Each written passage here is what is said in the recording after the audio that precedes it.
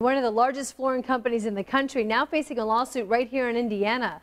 Investigators say lumber liquidators sold toxic laminate flooring and put families at risk. This is part of a national investigation over the company's efforts to boost profits. Our 13 Investigates reporter Sandra Chapman has more on the Greenwood connection to the growing fallout.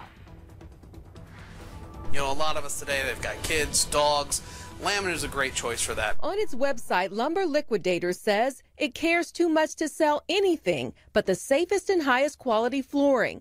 But Stephen and Sarah Johnson of Greenwood are no longer buying that promise. Instead, they filed a lawsuit.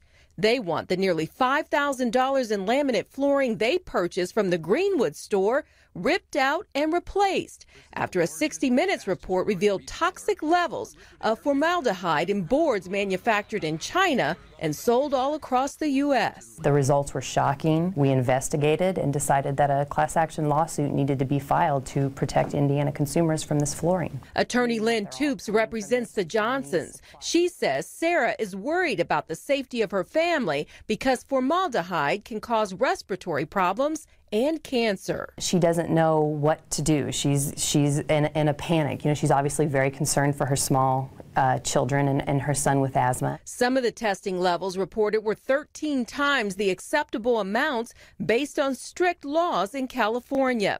Although Indiana doesn't mandate the same standards, Toops says the company opened the door to lawsuits by Hoosiers based on its own labeling.